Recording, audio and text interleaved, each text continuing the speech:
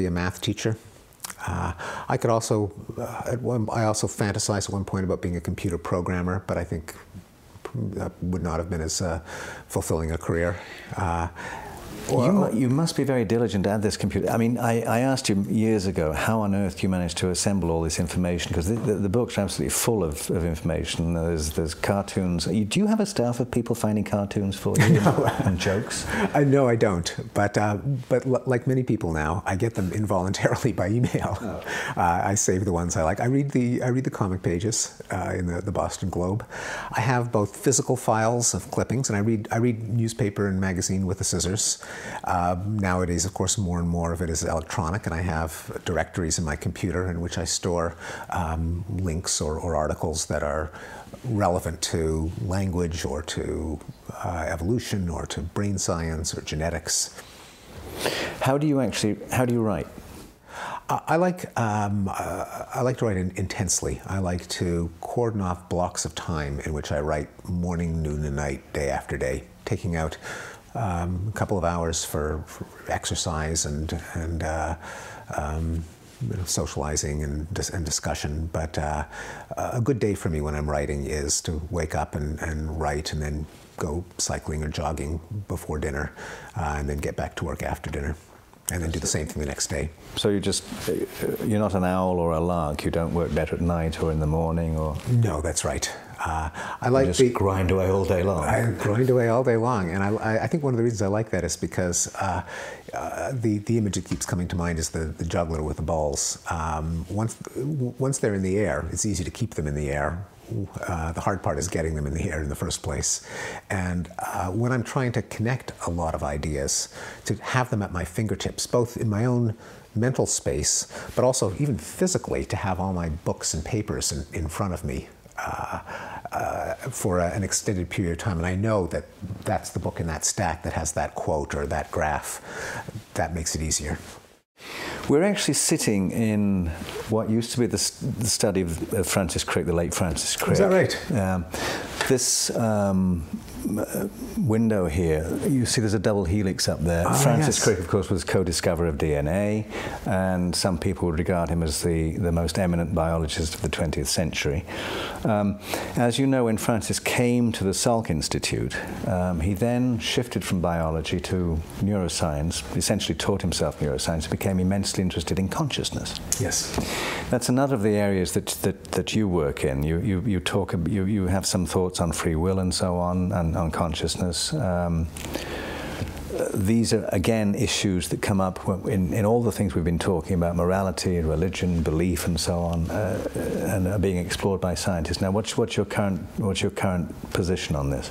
Yes, well, I share Francis's excitement. He was the one responsible for making it exciting, that consciousness has become a topic in cognitive neuroscience, and that we're understanding more and more about the neural correlates of consciousness, NCC, I think he coined that acronym. With Christoph Koch. With Christoph Koch. I think I have a lot of respect for their theory of what underlies consciousness. I also think that there is a little nugget, a little kernel of the problem that may not be a scientific problem. The so-called hard problem of consciousness, a nice term from David Chalmers, but one that of course goes back to Descartes and before. Namely that there's still a gap, and there may always be a gap as to, even after we've identified down to the last neural firing, what goes on in the brain when someone is consciousness, why it actually feels like something to be that brain, may be a puzzle that will stay with us. That's where I would place my bet.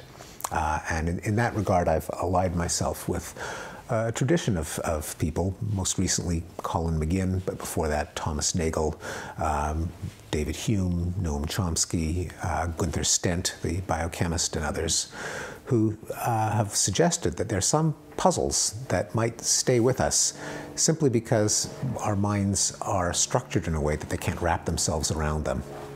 And the so-called hard problem of consciousness might be one of them. Although the hard problem of consciousness may not be a problem. Dan Dennett famously doesn't believe there is such a problem, which I think is preposterous, but he thinks it's preposterous that I think that there is such a problem. And it says nothing about progress ever stopping in terms of the so-called easy problem of consciousness, Francis's problem, the neural correlates of consciousness. There, it's a tremendously exciting field, and I think it's going to. I think we can expect a complete solution. Dan would say that you had to have language to qualify as conscious as well, right? In one sense, yes, and I don't. I would not agree with that. I mean, as much as I'm devoted my life to understanding language, I tend to think it gets overrated. That too much is attributed to language. That I think there's lots of consciousness that goes on without language. You have the whole of history to work with. Who would you have liked to have sat down and had a conversation with? Oh, probably David Hume. In terms of Thomas Hobbes, I think those would be the first two on my list, perhaps. I mean, Charles Darwin, but everyone's going to say Charles Darwin. But Hume had the kind of mind where there wasn't a single topic that he thought about that he didn't have something interesting to say.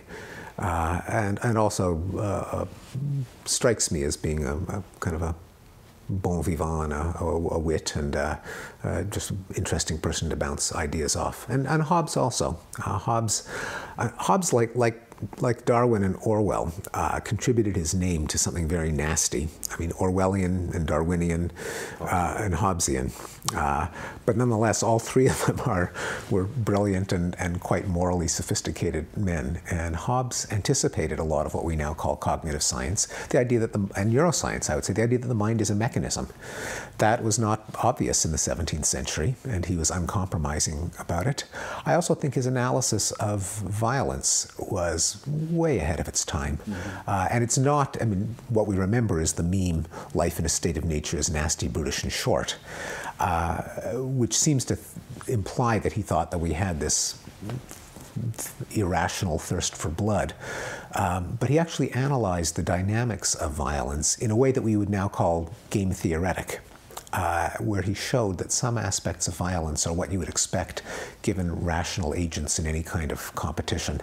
So I think both his analysis of cognition and his analysis of violence made him well ahead of his time, and I would love to confront him with what we now know and get his take on it. Interesting.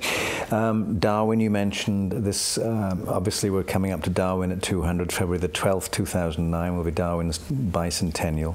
Also, Abraham Lincoln the same day. Oh yes, and the sesquicentennial of the Origin. Right, is coming up on November the 24th, publication of the Origin. We'll be doing something about Darwin on the Science Network on a regular basis. Perhaps you could. Do you have a my Darwin, my thoughts about Darwin, what Darwin means to me sentiment here? Yeah. I mean, what Darwin did, and here I'm borrowing in part from Dan Dennett, is he unified the world of life and ultimately of mind with the world of physics and chemistry. So he built the most important bridge in the great continuum of human knowledge, and showing that complex life, adaptation, diversity of life needn't be attributed to a miracle, but it's intelligible based on physical causation. And you'd have liked to have had dinner with Darwin as well, Well, Darwin, as well as being a really nice guy from all accounts, but he truly did have an extraordinary mind. The idea that was popular for a while, that he was a kind of dullard who counted barnacles and stumbled upon this theory, obviously wrong. He's an extraordinary mind. You can see that by looking at some of his lesser-known works, such as The Expression of the Emotions in Animals and Man, a book whose reissue I reviewed for Nature a few years ago, with enormous subtlety and sophistication of observation. And he made these amazing empirical predictions that people don't often call attention to. So at the end of The Origin, he said, well, nothing that I've said so far can answer the question of whether life originated once or more than once. So it's possible that animals and plants were independent. But I've been told that certain chemical irritants can cause tumors to form on animals and galls to form on plants. That leads me to think that there may be a chemical commonality beneath all that diversity. Man, what a prescient prediction. And here's another one.